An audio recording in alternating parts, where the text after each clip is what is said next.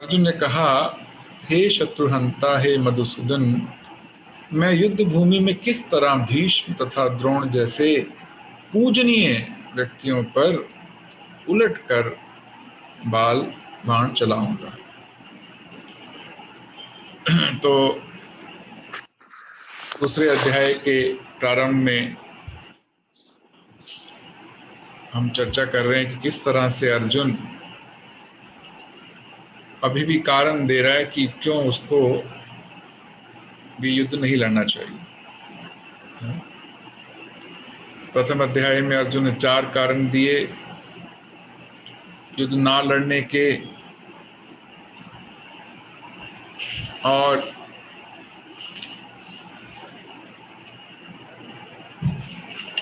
दूसरे अध्याय में अर्जुन की स्थिति को देखकर, जिसमें अर्जुन एकदम निराश हो चुका है, उसका शरीर कांप रहा है, अश्रु से आंखों से अश्रु बह रहे हैं, त्वचा जल रही है, गला सूखता जा रहा है।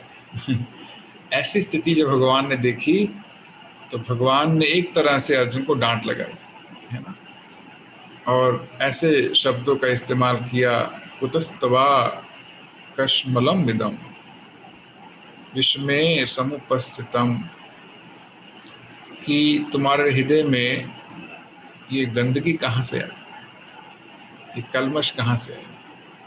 और फिर तीसरे श्लोक में तो भगवान ने अर्जुन को नपुंसक कह के पुकारा, है ना। क्लेब्यम मां समगम्य पार्था, और कुंती के पुत्र के रूप में बुलाया। कुंती एक शस्त्राणी थी, बहुत बहादुर स्त्री थी, पति का देहांत बहुत जल्दी हो गया था और अकेले उसने 5 बच्चों का पालन किया। कहते हैं ऐसी कुंती के पुत्र होकर तुम नपुंसक की तरह काम कर रहे हो। तो कहने का तात्पर्य भगवान डांट रहे हैं। हमने चर्चा किया कि गुरु की डांट भी आशीर्वाद के समान होती है। वैष्णव की डांट हर किसी को नसीब नहीं होती। और भगवान की डांट तो फिर अब बहुत दूर की बात है। भगवान डांट भी दे तो वो भी आशीर्वाद है ना। तो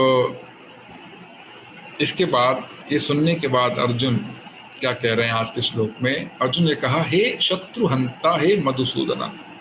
मधुसूदना मतलब भगवान ने एक मधु नामक असुर का वध किया था। कहते हैं मैं युद्ध भूमि में किस तरह भीष्म तथा द्रोण जैसे पूजनीय व्यक्ति, प्रायः घर में जो बड़े बुजुर्ग होते हैं, है ना, उनके प्रति बहुत सम्मान की भावना होती है। और अर्जुन के लिए गुरु द्रोणाचार्य और भीष्म पितामह का स्तर तो बहुत ऊंचा था, है ना।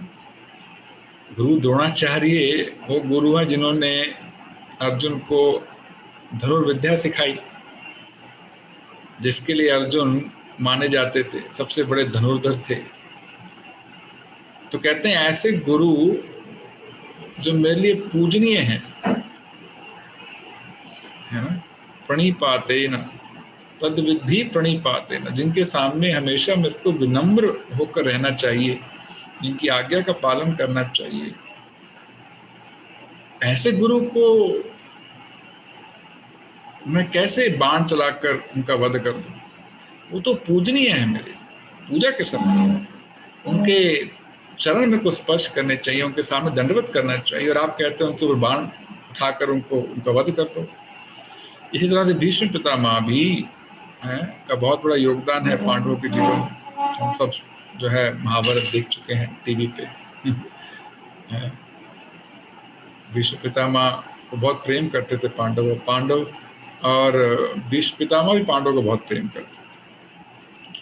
तो अर्जुन ये तर्क दे रहे हैं कि ये लोग पूजा करने की योग्य हैं और आप मेरे को बोल रहे हो, है ना, आपने तो असुरों का वध किया है कि नहीं। असुरों का वध करने में विचार करने की आवश्यकता नहीं है। जब भगवान को कह रहे हैं मधुसूदना, तो भगवान को याद दिला रहे हैं, भगवान आपने तो असुरों का वध किया है और आप मेरे को अपने गुरु का वध करने के लिए बोल रहे हैं, है ना, उसके लिए प्रोत्साहित कर रहे हैं। तो अर्जुन अभी 2-3 श्लोकों में तर्क देंगे और फिर उनकी स्थिति ऐसी होने वाली जिसमें वो अर्जुन भगवान कृष्ण की शरण लेने वाले। तो बहुत महत्वपूर्ण टर्निंग पॉइंट है भगवद गीता का, वो भी हम प्रयास करेंगे आज चर्चा करें।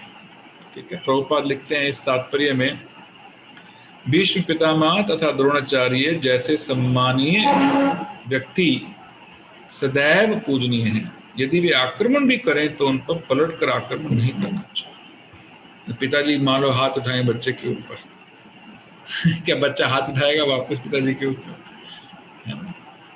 दोनों पिता के समान है, गुरु द्रोणाचार्य और भीष्म पितामह। कहते हैं यदि वो आक्रमण भी करें तो पलट कर आक्रमण नहीं करना चाहिए।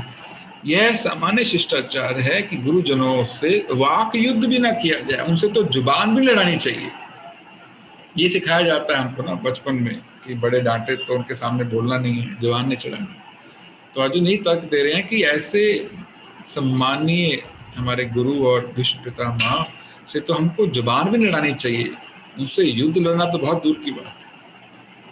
और लौकिक दृष्टि से बिल्कुल सही लगता है जो अर्जुन कह रहे हैं, है ना। भगवद गीता की ही विशेषता है भगवद गीता ऐसे ऐसे रहस्य हमारे सामने लेके आएगी जो लौकिक दृष्टि से हम उसका विचार भी नहीं कर सकते। हमें जो लगता है सही है भगवद गीता कहेगी वो गलत है, हमें जो लगता है गलत है हो सकता है भगवद गीता कहे वो सही है।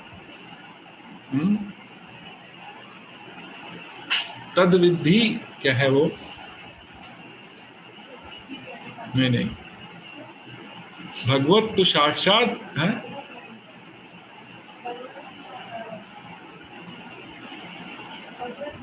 हाँ, भगवत तो साक्षात भगवत प्रणीता, यानी कि जो भगवान ने कहा वही धर्म है। जैसे जब युधिष्ठिर को भगवान ने कहा कि जाके कह दो अश्वत्थामा मारा गया, कहा ना, और युधिष्ठिर विचार करने लगा, अरे ये तो झूठ है कैसे बोल दूं, वो तो मारा नहीं गया, है ना। लौकिक दृष्टि से जो युधिष्ठिर ने सोचा झूठ नहीं बोलना चाहिए, वो नहीं बोला, भगवान की बात मना कर दिया। युधिष्ठिर महाराज बहुत बड़े धर्मात्मा थे और उनका रथ हमेशा जमीन से ऊपर रहता था। जैसे देवी देवता है कभी जमीन पे कदम नहीं रखते, हमेशा रथ से जमीन से ऊपर रहते हैं। लेकिन जैसे उन्होंने कृष्ण की बात नहीं मानी तुरंत जमीन पर आ गए। लौकिक दृष्टि से उन्होंने झूठ बोलने से इनकार किया, लेकिन भगवान कृष्ण की बात को इनकार कर दिया।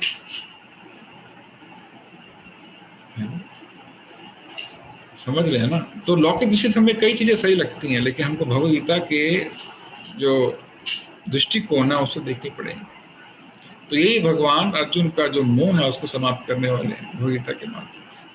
इसी तरह से हमारे जीवन में कई तरह के मोह होते हैं। मोह मतलब इल्यूजन, जो चीज है उसको उस रूप में ना देखना, गलत रूप में देखना। जैसे अर्जुन अभी भूल गया कि वो क्षत्रिय है, अर्जुन भूल गया कि उसका जो धर्म है वो युद्ध करना है। ये धर्म युद्ध है, साधारण युद्ध भी नहीं है, और अपना कर्तव्य भूल गया है। तो अर्जुन भगवद गीता के माध्यम से उसको कर्तव्य याद दिलाने वाले हैं।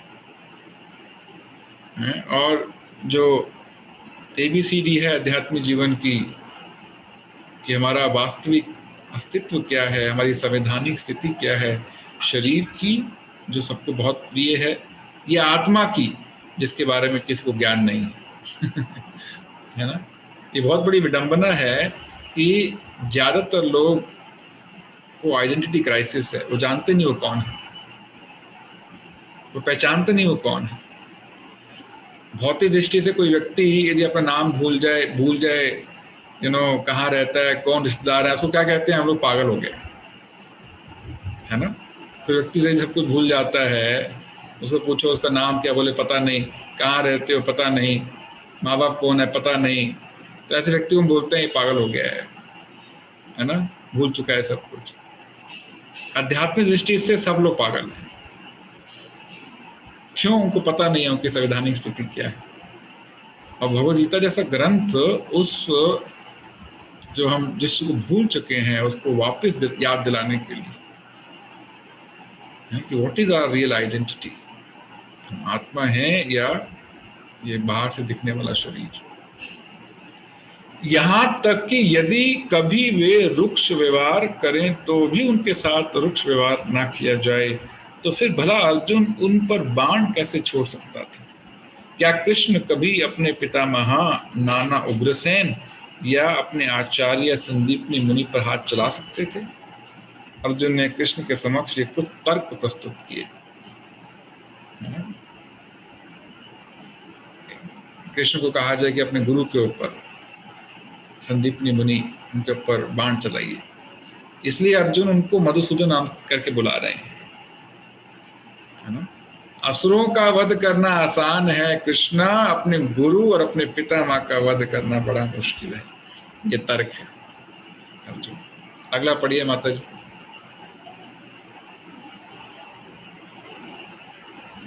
अनम्यूट करके।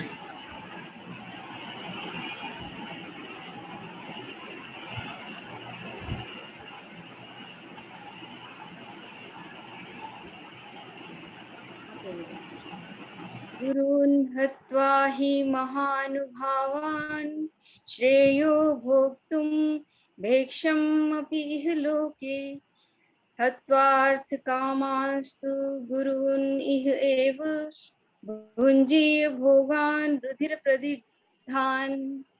ऐसे महापुरुषों को जो मेरे गुरु हैं, उन्हें मार कर जीने की अपेक्षा इस संसार में भीख मांग कर खाना अच्छा है। भले ही वे संसारिक लाभ के इच्छुक हों, किंतु हैं तो गुरुजन ही।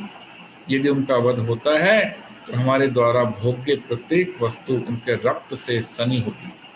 फिल्मी डायलॉग बोल रहे हैं अभी अर्जुन। कहते हैं कि चाहे उनके मन में लोभ हो, मान लिया, लेकिन है तो फिर भी गुरु, और गुरु के रक्त में सने राज्य को मैं कैसे भोग सकता हूं? अर्जुन का वैराग्य देखिए। अर्जुन इस राज्य को प्राप्त करने के लिए युद्ध नहीं लड़ रहा है ना। अर्जुन के मन में कोई लोभ नहीं है, कोई आसक्ति नहीं है। यहां अर्जुन कह रहा है कि मैं भीख मांग कर जीने को तैयार हूं बजाय इनको मारने के। हमारे हृदय में 6 तरह के अनर्थ होते हैं। कौन कौन से होते हैं, किसको पता है? काम, क्रोध, क्रोध, क्रोध, क्रोध किस किस को नहीं आता है यहाँ पर? सबको आता है। काम, क्रोध और लोभ नरक के रास्ते हैं भगवद्गीता के अनुसार। तो काम, क्रोध, लोभ, मोह, मत्सर्य, मद मत्सर्य, इन 6 में से ना अर्जुन ये युद्ध कर रहे हैं काम के लिए, कोई इच्छा नहीं है, भौतिक इच्छा नहीं है, ना युद्ध कर रहे हैं लोभ के लिए, ना उनको किसी से ईर्ष्या है। उनका सबसे बड़ा प्रॉब्लम क्या है? वो मोहित हो चुके हैं, मोह के वश आकर अपना कर्तव्य भूल चुके। बस इस अनर्थ की प्रॉब्लम है। तो हमको पढ़ने से पता लग रहा है कि उनके हृदय में कोई काम या लोभ रत्ती भर भी नहीं है। एक क्षत्रिय के लिए किसी के सामने हाथ फैलाना बड़े अपमान की बात है। क्षत्रिय मर जाएगा, भूखा मर जाएगा, लेकिन हाथ नहीं फैलाएगा। क्षत्रिय को दान देना चाहिए, दान लेना नहीं चाहिए। तो यहां पर अर्जुन भीख मांग कर रहने को तैयार हैं बजाय अपने गुरु की हत्या के। प्रभुपाद लिखते हैं, शास्त्रों के अनुसार ऐसा गुरु जो निध कर्म में रत हो और जो विवेक शून्य हो त्याज्य है। दुर्योधन से आर्थिक सहायता लेने के लिए जिन कारण भीष्म तथा द्रोण उसका पक्ष लेने के लिए बाध्य थे, यद्यपि केवल आर्थिक लाभ से ऐसा करने के लिए उचित ना था, ऐसी दशा में वे आचार्यों का सम्मान खो बैठे थे।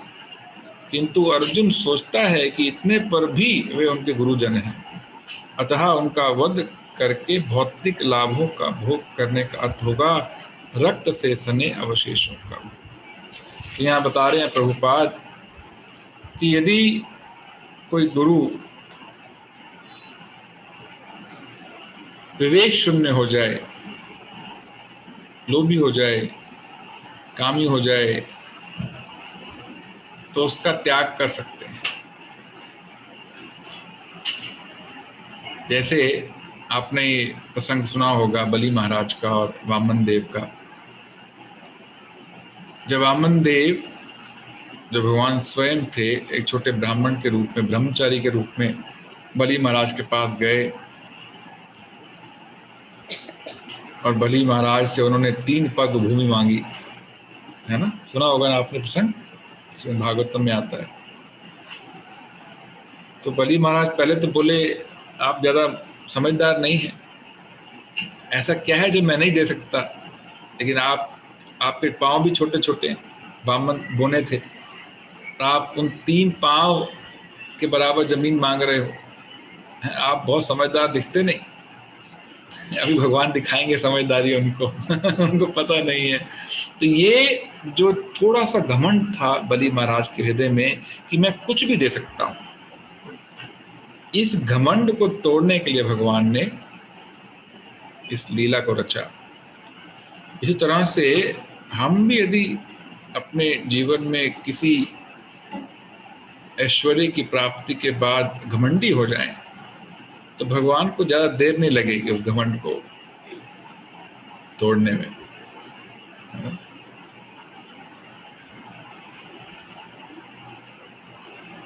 भोक्तारम यज्ञ तपसाम सर्वलोक महेश्वर, है शास्त्रों की नजर में सब संपत्ति भगवान की है ना। यदि घमंड, यदि उसको अपना समझकर हमको घमंड हो जाए, तो Krishna has his own ways to bring down that false pride. उस घमंड को तोड़ने के कृष्ण के पास बहुत अच्छे अच्छे इलाज हैं। तो जब भगवान वामन देव ने 3 पग भूमि मांगी, तो उनके जो गुरु थे शुक्राचार्य, किनके गुरु? बलि महाराज के। शुक्राचार्य असुरों के गुरु थे, ठीक है। बलि महाराज कौन है पता है आपको? प्रहलाद महाराज के पुत्र। तो शुक्राचार्य ने कहा कि अरे बाबा, ये कोई साधारण ब्रह्मचारी नहीं है, ये स्वयं विष्णु है, और तो इसको कोई वचन मत दे, ये सब कुछ ले लेगा, एकदम चालू आदमी है ये मांगेगा 3 पग जमीन, और 3 पग जमीन में सब कुछ ले लेगा तेरा, इसलिए कोई वचन मत दे। तो उसने 9 कारण दिए कि क्यों बलि महाराज अपने वचन से मुकर सकते हैं। अब क्योंकि शुक्राचार्य गुरु के रूप में बलि महाराज को भगवान कृष्ण की शरण लेने से रोक रहे थे, बलि महाराज को लगा कि ऐसा गुरु त्याज्य है, ऐसे गुरु को त्याग कर सकते। गुरु जीव को भगवान की शरण में लेके जाता है, उसको जाने से रोकता नहीं। यदि कोई गुरु कृष्ण की शरण लेने से रोके, ऐसे गुरु को तुरंत त्याग देना चाहिए। कोई व्यक्ति, कोई मित्र, कोई संबंधी कृष्ण की शरण लेने से रोके, उसको तुरंत त्याग देना चाहिए। तो अर्जुन यदि इस बात पर विचार करते कि गुरु द्रोणाचार्य या भीष्म पितामह, क्योंकि उनकी लॉयल्टी है और उस राज्य के प्रति, इसलिए युद्ध लड़ रहे हैं, लेकिन क्योंकि वो गलत का साथ दे रहे हैं, वो त्यागने योग्य है, उनको त्याग सकते हैं ना। दुर्योधन और धृतराज जैसे अधर्मियों का साथ दे रहे हैं, इसलिए दे आर वर्थ रिजेक्टिंग, उनको त्याग सकते, उनको रिजेक्ट कर सकते। लेकिन अर्जुन इतना मोह में वशीभूत हो चुका है कि वो केवल एक चीज देख रहा है, गुरु का वध करूंगा तो मुझे पाप है। और भगवान इस प्रश्न का उत्तर आगे देने वाले हैं।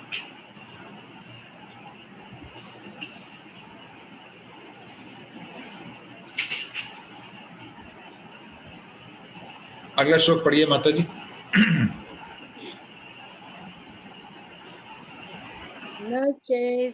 न च एतद् विद्मः कतरन्नो गरीयो यद्वा जयेम यदि वा नो जयेयुः यानेव हत्वा न जिजीविषाम् स्ते अवस्थिताः प्रमुखे धार्तराष्ट्राः। हम यह भी नहीं जानते कि हमारे लिए क्या श्रेष्ठ है। अभी अर्जुन का ये अंतिम कंफ्यूजन है, ठीक है। अर्जुन को अभी समझ नहीं आ रहा कि क्या किया जाए, युद्ध करना चाहिए या, जैसे हमारे भी जीवन में ऐसी स्थिति आती है, हम कंफ्यूज आते हैं कि ये करें कि ये करें, है ना। अब अर्जुन को भी एक कंफ्यूजन है कि युद्ध करना है कि नहीं करना है। हम यह भी नहीं जानते कि हमारे लिए क्या श्रेष्ठ है, उनको जीतना या उनके द्वारा जीते जाना। यदि हम धृतराष्ट्र के पुत्रों का वध कर देते हैं तो हमें जीवित रहने की आवश्यकता नहीं है, फिर भी वे युद्ध भूमि में हमारे समक्ष खड़े हैं। इस कंफ्यूजन के बाद, अभी हम तात्पर्य नहीं पढ़ेंगे, ठीक है। इस श्लोक का जो तात्पर्य ये है कि यदि हमारे जीवन में हमको कभी कंफ्यूजन हो, जैसे अर्जुन को कंफ्यूजन है ये करना कि क्या करना चाहिए, टू डू और नॉट टू डू, किसकी शरण लेनी चाहिए, ठीक है। इस श्लोक के बाद अर्जुन भगवान के सामने समर्पित होने। देखिए, अभी तक भगवान ने भगवद गीता का ज्ञान देना शुरू नहीं किया, करेक्ट। पूरा अध्याय बीत चुका है, करीबन 50 श्लोक हो चुके हैं, भगवान ने गीता का ज्ञान शुरू नहीं किया। क्यों नहीं किया अभी तक? क्योंकि अभी तक अर्जुन समर्पित नहीं था। अभी तक अर्जुन वॉज नॉट सरेंडर। बड़े ध्यान सुनिए इसको। अभी तक अर्जुन कृष्ण के प्रति समर्पित नहीं था, इसलिए कृष्ण ने भगवद गीता का ज्ञान अभी तक प्रकट नहीं किया। तो भगवद गीता के ज्ञान को प्राप्त करने की योग्यता है समर्पण। जब तक मनुष्य कृष्ण के प्रति समर्पित नहीं हो, तब तक भगवान उस ज्ञान को, उस रहस्यमय भगवद गीता ज्ञान को प्रकट नहीं करते। यदि कोई कहे, मुझे याद है हम एक प्रोग्राम किए थे MLSC यूनिवर्सिटी में, वहाँ के चांसलर थे, मैं नाम नहीं लूंगा, उनके VC थे, तो उनसे काफ़ी बातचीत हुआ करती थी। तो वो भी एक भगवद गीता क्लास करते थे हर वेडनेसडे को, तो वहाँ के कोई प्रोफेसर क्लास लिया करते थे। तो उनका विचार था कि भगवद गीता में ज्ञान तो बड़ा अच्छा है, लेकिन हम कृष्ण को भगवान के रूप में स्वीकार नहीं कर सकते। समझ रहे हैं आप? उनको कृष्ण का ज्ञान चाहिए, कृष्ण नहीं चाहिए। हैं? और आप मानेंगे नहीं, जब मैंने क्लास अटेंड किया तो वो करीबन 11-12 अध्याय कर चुके थे 2 सालों में, लेकिन किसी के जीवन में लेश मात्र भी परिवर्तन नहीं हुआ। लगभग पूरी भगवद गीता पढ़ने के बाद भी, और बहुत विद्वान लोग पढ़ रहे हैं और विद्वान लोग पढ़ा रहे हैं, भौतिक रूप से विद्वान, लेकिन किसी के जीवन में लेश मात्र भी परिवर्तन नहीं। क्या कारण है उसका? भगवान कहते हैं, नाहं प्रकाशे सर्वस्य, I do not reveal myself to everyone. मैं अपने को या अपना ज्ञान सबके सामने प्रकट नहीं करता। 9वें अध्याय में भगवान बताते हैं कि ज्ञान कोई साधारण ज्ञान नहीं, राज विद्या राज गुह्यम। राज विद्या मतलब सब विद्याओं का राजा है, सबसे श्रेष्ठ ज्ञान है, लेकिन सबसे गुप्त ज्ञान है। और ज्ञान को प्राप्त करने की योग्यता है कृष्ण के प्रति समर्पण। ये बड़ा साधारण है समझना ना। हमें किसी व्यक्ति से कुछ चाहिए,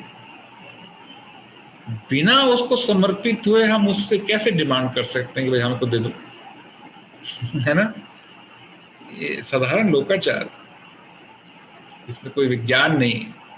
तो यदि भगवान कृष्ण जो ये भगवद गीता ज्ञान दे रहे हैं, हम कहें कि वो कृष्ण भगवान नहीं है और हमको ज्ञान चाहिए, हालांकि पुस्तक तो सबके पास अवेलेबल है।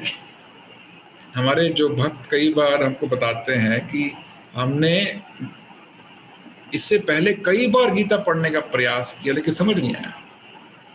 आप में से कितने लोगों का ऐसा अनुभव? कई बार प्रयास किया लेकिन समझ नहीं आता था। क्यों समझ नहीं आता था? क्योंकि हमको उसका प्राइस क्या है, मूल्य क्या है, वो पता नहीं था। तो अभी अर्जुन अपने 7वें श्लोक के माध्यम से, 7वां श्लोक क्या है, भगवद गीता में टर्निंग पॉइंट है, क्योंकि भगवान को अर्जुन समर्पित होने वाले हैं और इसके बाद भगवान 11वें श्लोक से भगवद गीता का ज्ञान देना शुरू कर रहे हैं।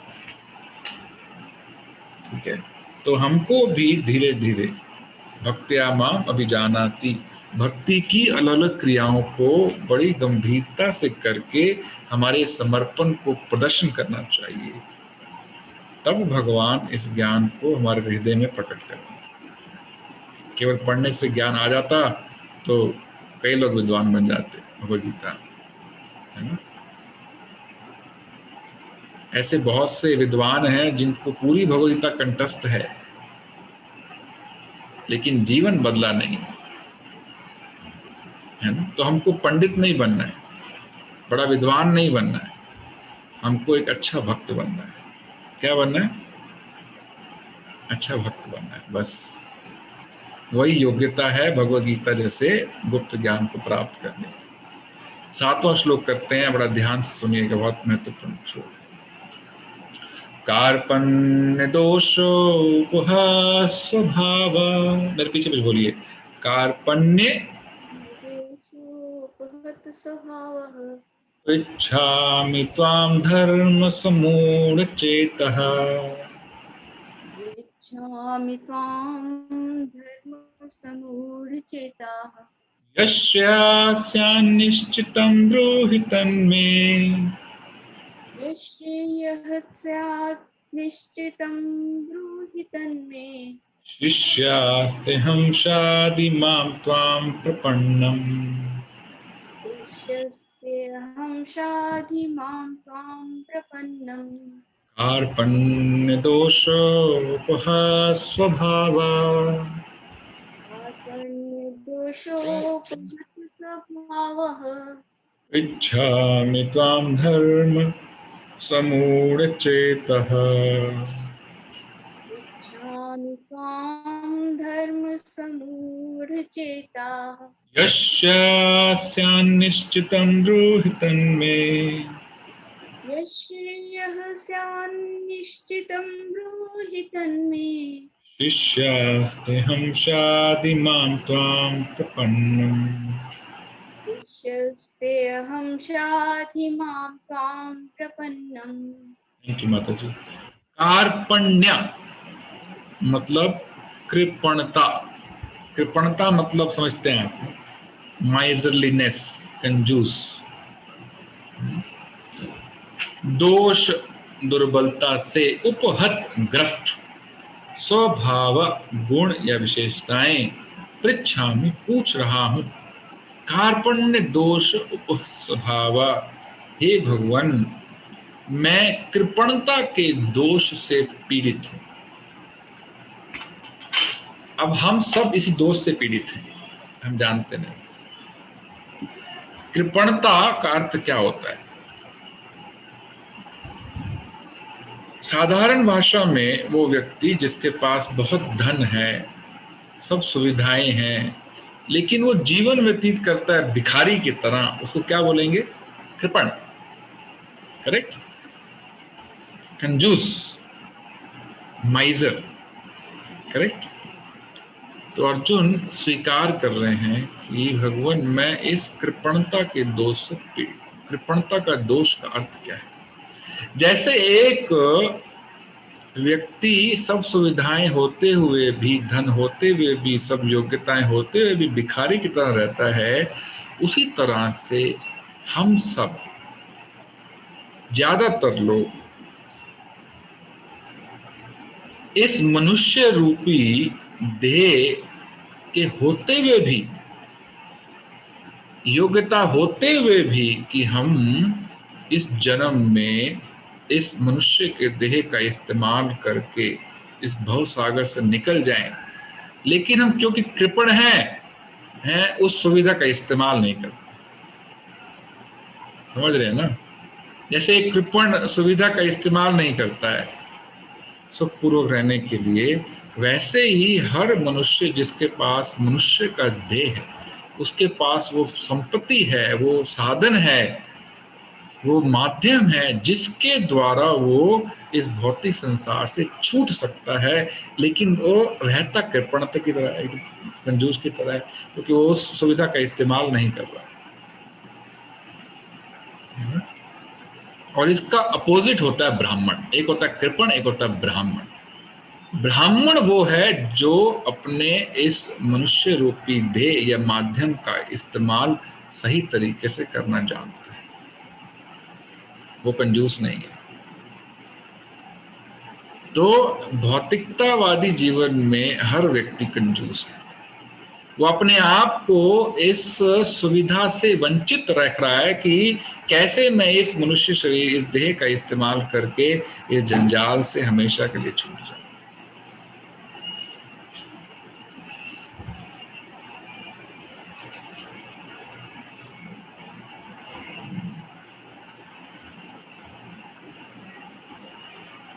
दुर्लभो मानुषम जन्मा, शास्त्र कहते हैं दुर्लभो मानुषम जन्मा, ये मनुष्य शरीर बड़ा दुर्लभ है। देही नाम क्षण भंगुरा, एक तो दुर्लभ है, उसके ऊपर क्षण भंगुर भी है, कभी भी जा सकता है है ना? कितने कोरोना के केसेस आए, हमें पता लगा ये अभी नहीं रहा। हमारी संडे भगवद गीता क्लास में एक सज्जन पुरुष थे, नरेंद्र कुमार, अचानक पता लगा वो चले गए। एक हफ्ता पहले क्लास में आए थे। क्षण भंगुर ये स्वभाव है शरीर का। जो व्यक्ति इस शरीर जो क्षण भंगुर है लेकिन बहुत महत्वपूर्ण यंत्र है भगवत धाम की यात्रा करने के लिए, हाँ, वो व्यक्ति उसका इस्तेमाल नहीं करता, इसलिए कृपण है। फिर बोलते हैं पृच्छामि त्वाम धर्म समूढ़ चेता, इस कृपण दुर्बलता के कारण मैं अपना कर्तव्य भूल गया हूं और सारा धैर्य खो चुका हूं। यश्य पृच्छामि त्वाम, ऐसी स्थिति में मैं आपसे पूछ रहा हूं, पृच्छामि त्वाम, मैं पूछ रहा हूं, क्या पूछ रहा हूं? यश्रेयस्या निश्चितम रोहितम, एक शब्द है यहाँ पे श्रेयस, यश्रेय, श्रेयस। एक होता है श्रेयस, एक होता है प्रेयस। ठीक है? प्रेयस होता है इंस्टेंट ग्रेटिफिकेशन, सेंस ग्रेटिफिकेशन, तुरंत सुख चाहिए, अभी अभी चाहिए। एक होता है लॉन्ग टर्म हैप्पीनेस। श्रेयस मतलब जो हमारे लिए सबसे अच्छा है, what is ultimately good for us is called Shreyas. और प्रेयस मतलब वो अभी अच्छा है लेकिन बाद में, अभी तो थोड़ा सुख दे रहा है लेकिन बाद में दुख देने वाला है। तो भौतिकतावादी का जीवन प्रेयस का जीवन है, भौतिक सुख के पीछे भागना प्रेयस का जीवन है। अभी तो थोड़ा सुख मिलेगा लेकिन बाद में बहुत दुख मिलेगा। या संस्पर्श जब होगा दुख योनियो एवता, भगवान गीता में बोलते हैं कि भौतिक सुख दुखों का मूल कारण है। आदि अंतवंत कौनतया, वो भौतिक सुख शुरू होते ही समाप्त हो जाता है ना? आप देखिए जो मांस मीट खाते हैं उनको कितनी देर का सुख मिलता है मांस मीट खाने का, वो बता सकता है? 2 मिनट का, 3 मिनट का, 5 मिनट का, 10 मिनट का। लेकिन जिस जीव को मारा है वो जीव अगले जन्म में आकर इनका वध करने वाला है। ठीक है, every action has equal opposite reaction, हर कर्म का फल तो भुगतना पड़ेगा। अब ये 5 मिनट के सुख के लिए एक जीवन भर का दुख, ये कौन सा समझदारी का सौदा है बताइए? इसको बोलते हैं प्रेयस। 5 मिनट के सुख के लिए पूरे जीवन भर का दुख मोल ले लेना, ये प्रेयस है। जैसे बहुत भूख लगी, चले गए बर्गर खाने के लिए। बर्गर खाते समय तो बड़ा मजा आया, है ना, एक बर्गर खा लिया, 2 बर्गर खा लिया, साथ में पेप्सी पी ली, और फिर रात भर परेशान रहे, है ना। 5 मिनट के सुख के लिए इतना बड़ा दुख मोल ले लिया। सिगरेट पीना, दारू पीना थोड़ी देर का सुख है, उसके बाद बड़े बड़े दुख हैं। इसको बोलते हैं प्रेयस। तो हर भौतिक सुख का यही स्वभाव है, शुरू में अमृत, बाद में जहर। लेकिन श्रेयस क्या होता है? शुरू में हो सकता है थोड़ी तपस्या करनी पड़े और जहर के समान लगे, लेकिन बाद में हमारे लिए श्रेयस्कर है, वो अमृत बनने वाला है। तो आध्यात्मिक सुख श्रेयस श्रेणी का है और भौतिक सुख प्रेयस श्रेणी का है। 5 मिनट सुख देता है, बाद में बड़े बड़े दुख देता है। और आध्यात्मिक जो सुख है वो शुरू में 5 मिनट दुख देता है, बाद में अनंत सुख मिलता है। ये अंतर है।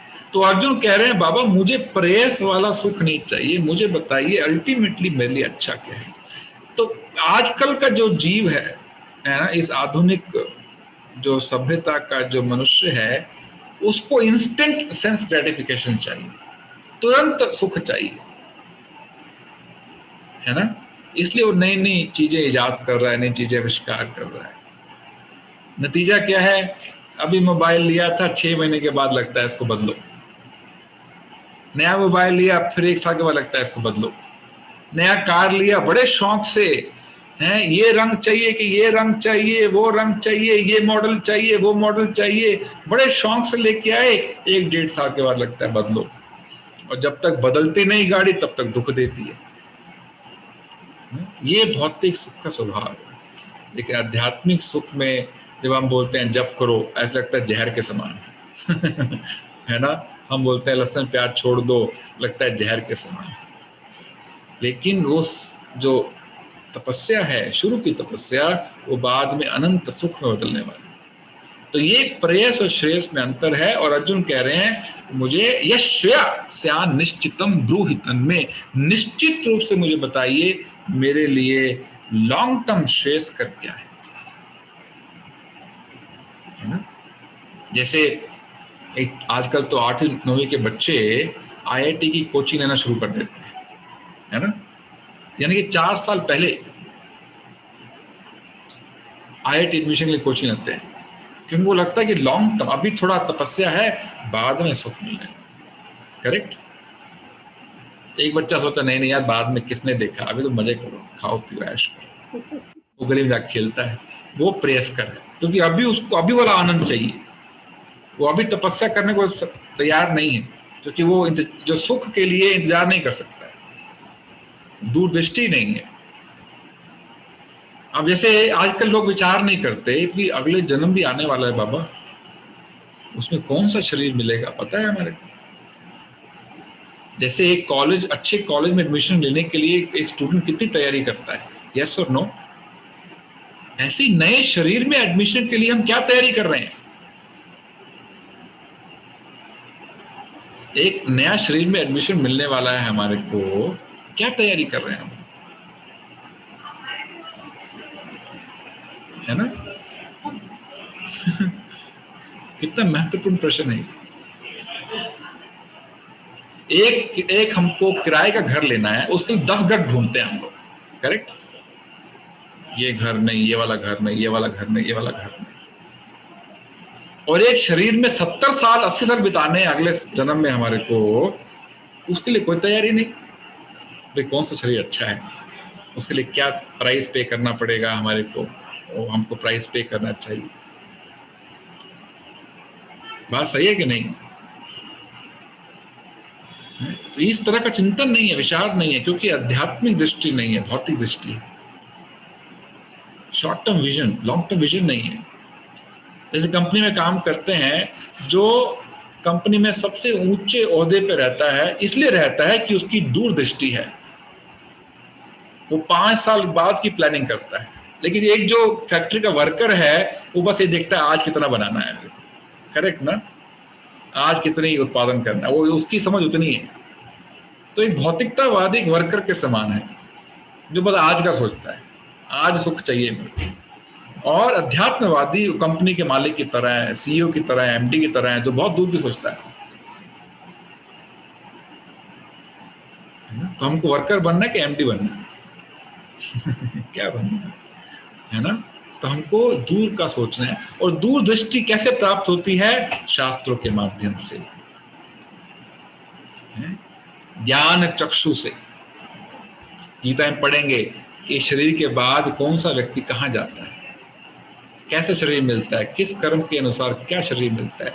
जब ये ज्ञान प्राप्त होगा तो हम विल बिकम लिटिल कॉशियस, थोड़ा सचेत हो जाएंगे कि ऐसे काम नहीं करने, ये कर्म हमको नरक लेके जाएंगे, ये वाले कर्म हमको निम्न योनि में लेके जाएंगे, गधा बना देंगे, कुत्ता बना देंगे, बिल्ली बना देंगे, चूहा बना देंगे। नहीं, ऐसे कर्म नहीं करने। डिस्टर्ब मत करना बेटा, हाँ तू अभी ऊपर ही रह। तो अर्जुन क्या बोल रहे हैं? I don't want short term sense that I don't want short term pleasure, I want long term pleasure. मुझे अभी नजदीक वाला तुरंत सुख नहीं चाहिए, वो इंस्टेंट कॉफी, इंस्टेंट मैगी है, वो वाला सुख नहीं चाहिए। इंस्टेंट नहीं चाहिए, डिस्टेंट चाहिए, दूर वाला चाहिए, तो मेरे लिए श्रेयस्कर है। फिर बोलते हैं शिष्यास्ते हम शाधि माम त्वम प्रपन्नम, कृपया मुझे अपने शिष्य के रूप में स्वीकार कर लीजिए। शाधि माम त्वम प्रपन्नम, मैं आपके चरणों में अपने आप को समर्पित कर। बस ये टर्निंग पॉइंट है भगवद गीता का। अभी तक दोनों साख्य भाव में थे, मित्र के भाव में थे, है ना। मित्रता के भाव में ज्ञान का प्रवाह नहीं होता है, हंसी मजाक होता है ना। ज्ञान के प्रवाह के लिए एक को शिष्य बनना आवश्यक है, एक गुरु बनना आवश्यक है। तो इसलिए अर्जुन कृष्ण को गुरु के रूप में स्वीकार कर रहे हैं और उनके चरणों में अपने आप को समर्पित कर रहे हैं। तो यही मनोभाव हमको चाहिए भगवद गीता में आगे प्रवेश करने की। हे कृष्ण, हमको अपने शिष्य के रूप में स्वीकार कीजिए, हम आपके चरणों में समर्पित होते हैं। इस भाव से आगे पढ़ेंगे तो भगवद गीता समझ आएगा, नहीं पढ़ेंगे तो यहां से जाएगा, यहां से निकल आएगा, अंदर नहीं जाएगा।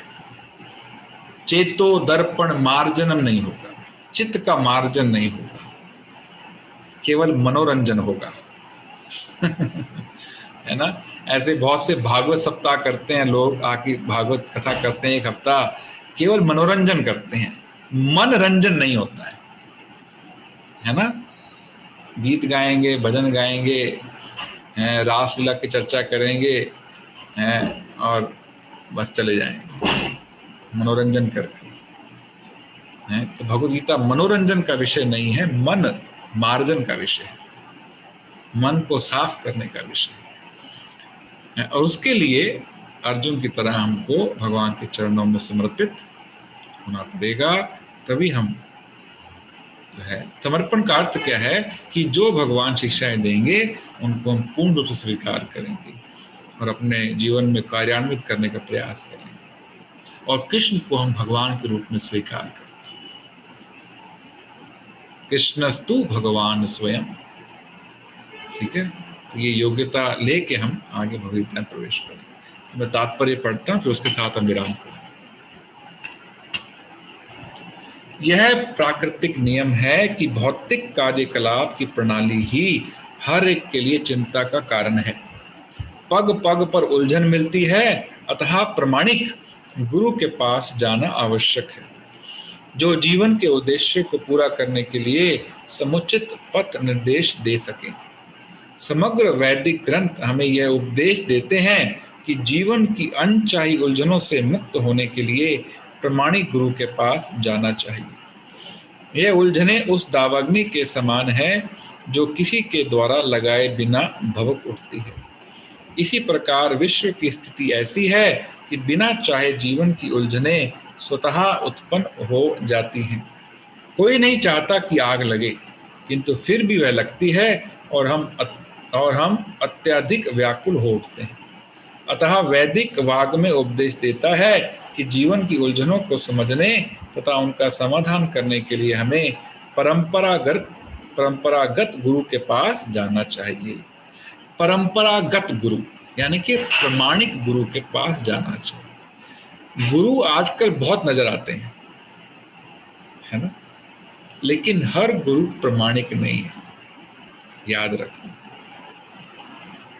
तो इसलिए बिना ये पता किए कि जिस गुरु को हम समर्पण करने वाले हैं, गुरु के रूप में स्वीकार करने वाले हैं, वो प्रमाणिक परंपरा से जुड़ा है या नहीं, समर्पण नहीं करना चाहिए। ऐसे ठगने वाले गुरु बहुत हैं आज, है ना। भगवान की व्यवस्था ऐसी है कि यदि कोई आध्यात्मिक जीवन को बड़े साधारणता से लेता है, गंभीरता से नहीं लेता है, तो भगवान उसके लिए एक ठग गुरु की व्यवस्था करते हैं, है ना। क्योंकि वो आध्यात्मिक जीवन को ठगना चाहता है तो उसके लिए ठग गुरु की व्यवस्था करते हैं। जो व्यक्ति आध्यात्मिक जीवन के प्रति गंभीर है उसके लिए भगवान एक गंभीर परंपरागत गुरु की व्यवस्था करते हैं, है ना। इसलिए आध्यात्मिक जीवन में गंभीरता ना होना बड़ा खतरा है। हमको ऐसे गुरु के दर्शन होंगे जो आध्यात्मिक ज्ञान के अलावा सब कुछ देंगे, हैं, पाठ मार्गदर्शन की जगह हमको भ्रमित कर दें। ठीक है, बड़ा ध्यान रखना। जिस व्यक्ति का प्रमाणिक गुरु होता है वह सब कुछ जानता है, अतः मनुष्य को भौतिक उलझनों में ना रहकर गुरु के पास जाना चाहिए। यही इस श्लोक का तात्पर्य है। आखिर भौतिक उलझने में कौन सा व्यक्ति पड़ता है? वह जो जीवन की समस्याओं को नहीं समझता। बृहदारण्यक उपनिषद में व्याकुल मनुष्य का इस प्रकार वर्णन हुआ है।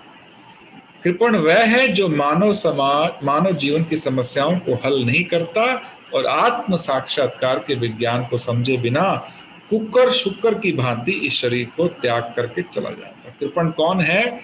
जो जीवन की मुख्य समस्याएं हैं। क्या समस्याएं हैं? जन्म, मृत्यु, जरा, व्याधि। इन समस्याओं पे विचार नहीं करता, आत्म साक्षात के लिए प्रयास नहीं करता और कुत्ते बिल्ली की तरह शरीर छोड़ के चला जाता है। पशु की तरह जीता है और पशु की तरह मर के चला जाता है। ऐसा व्यक्ति कौन है? कौन है? कृपण है। ठीक है? जीव के लिए यह मनुष्य जीवन अत्यंत मूल्यवान निधि है जिसका उपयोग वह अपने जीवन की समस्याओं को हल करने में कर सकता है। अतः जो इस अवसर का लाभ नहीं उठाता वह कृपण है। ब्राह्मण इसके विपरीत होता है जो इस शरीर का उपयोग जीवन की समस्त समस्याओं को हल करने में करता है। या एत दक्षरम गार्गी विदित्वा सम्मामलको प्रेति स ब्राह्मणा। ध्यात्म बुद्धिवश कृपण या कंजूस लोग अपना सारा समय परिवार, समाज, देश आदि के अत्यधिक प्रेम में गंवा देते हैं। मनुष्य प्रायः चर्म रोग के आधार पर अपने पारिवारिक जीवन अर्थात पत्नी, बच्चों तथा परिजनों में आसक्त रहता है। कृपण यह सोचता है कि वह अपने परिवार को मृत्यु से बचा सकता है, अथवा यह सोचता है कि उसका परिवार या समाज उसे मृत्यु से बचा सकता है। ऐसी पारिवारिक आसक्ति निम्न पशुओं में भी पाई जाती है क्योंकि वे भी बच्चों की देखभाल करते हैं। बुद्धिमान होने के कारण अर्जुन समझ गया था कि पारिवारिक सदस्यों के प्रति उसका अनुराग तथा मृत्यु से उनकी रक्षा करने की उसकी इच्छा ही उसकी उलझनों का कारण है। यानी कि ये मोह उसकी समस्याओं का, उलझनों का कारण है।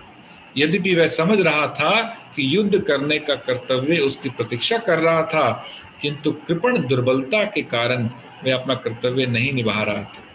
अतः वह परम गुरु भगवान कृष्ण से कोई निश्चित हल निकालने का अनुरोध कर रहा है। वह कृष्ण का शिष्यत्व ग्रहण करता है, वह मित्रतापूर्ण बातें बंद करना चाहता है। गुरु तथा शिष्य की बातें गंभीर होती हैं और अब अर्जुन अपने मान्य गुरु के समक्ष गंभीरता पूर्वक बातें करना चाहता है। इसलिए कृष्ण भगवत गीता ज्ञान के आदि गुरु हैं और अर्जुन गीता समझने वाला प्रथम शिष्य है। अर्जुन भगवत गीता को किस तरह समझता है यह गीता में वर्णित है।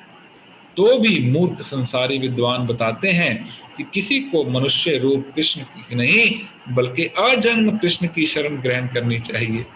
कृष्ण के अंतः तथा बाह्य में कोई अंतर नहीं है। इस ज्ञान के बिना जो भगवत गीता को समझने का प्रयास करता है वह सबसे बड़ा मूर्ख है। ठीक है, श्रील प्रभुपाद की जय। कोई किसी की जिज्ञासा या प्रश्न है तो पूछ सकते।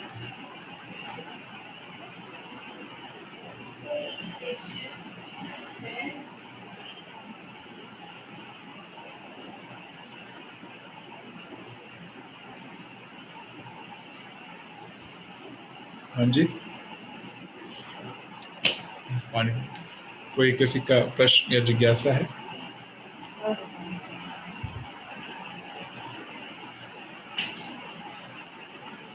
यस दया माता जी।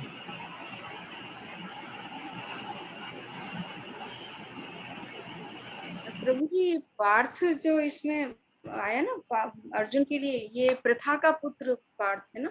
हाँ जी, ये हाँ, ये प्रथा राजा पृथु की पुत्री तो नहीं है? नहीं नहीं नहीं नहीं नहीं ना? पृथु महाराज अलग है। हाँ, वो पृथु पृथु महाराज अलग है, उसमें पार्थ भागवत पुराण में मतलब नो नो नो, जी। कुंती का नाम था प्रथा। हाँ, प्रथा तो ये कि प्रथा नाम क्यों पड़ा उसका? क्यों पड़ा तो मुझे भी ध्यान नहीं है माता जी। कुंती का नाम प्रथा क्यों पड़ा मैं पता करके बताऊंगा माता जी, मुझे ध्यान नहीं। ये मंजू माता जी को मालूम है। यस माता जी। हरे कृष्णा प्रभु जी, दंडवत प्रणाम। प्रभु जी, हमने पढ़ा था कहीं कि राजा पृथु थे एक, तो उनकी बहन थी कुंती। पृथु की बहन? थी कुंती, ये उनका नाम था। अच्छा और यही पढ़ा था प्रभु जी से। अच्छा, एक बार चेक कर लेंगे, चेक कर पता। प्रभु जी, हाँ जी माता जी। हाँ, वो भागवत पुराण में जो इस पृथु पृथु की वर्णन आते हैं ना, वो बेन से के भुजा का हाँ, अर्धन करके पृथु की वो उत्पत्ति हुई पृथु थी। अलग है माता जी। जी हाँ, तो उसके साथ तो वो एक अर्ची नाम की नारी की भी उत्पत्ति हुई थी, तो फिर उन दोनों का आपस में विवाह भी हो गया था। तो करेक्ट। उस पृथु के 5 पुत्र हुए थे। तब उसमें ये वर्णन उनकी बहन का तो नहीं आया था वैसे, लेकिन 5 पुत्र, पृथु के 5 पुत्र थे, ये वर्णन आता है। लेकिन ये प्रथा नाम क्यों पड़ा मुझे ध्यान नहीं है जी माता जी जी। जी हाँ, मैं अच्छा, ये जानना चाह रही सोनलाल थी प्रभु कि जी बताना चाहते हैं। यस प्रभु जी।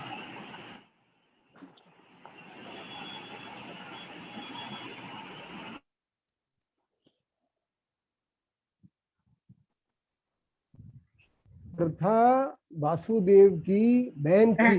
बहन जी जी, वासुदेव की बहन थी। वासुदेव की बहन थी प्रथा, जी, इसलिए उसको प्रथा पुत्र कहते हैं।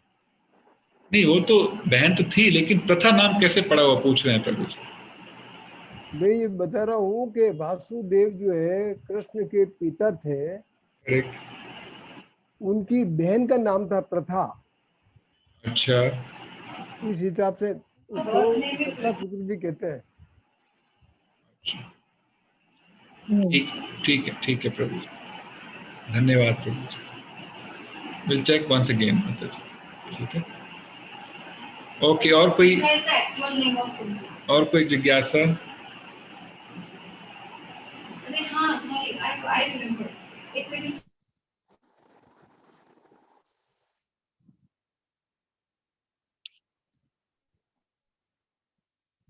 तो एक्चुअली बता रहे हैं कि प्रथा उनका एक्चुअल नाम था, प्रथा ही उनका नाम था, लेकिन बाद में क्योंकि वो कुंती भोज से कुछ हुआ था, उनके अडॉप्टेड फादर थे वो उन्होंने कुंती नाम दिया था। जो असली नाम तो कुंती का वो प्रथा था, इसलिए पार्थ कह के बुलाया गया। ठीक है, ठीक कह रहे हैं प्रभु जी। ओके, कोई आज के विषय में कोई और जिज्ञासा?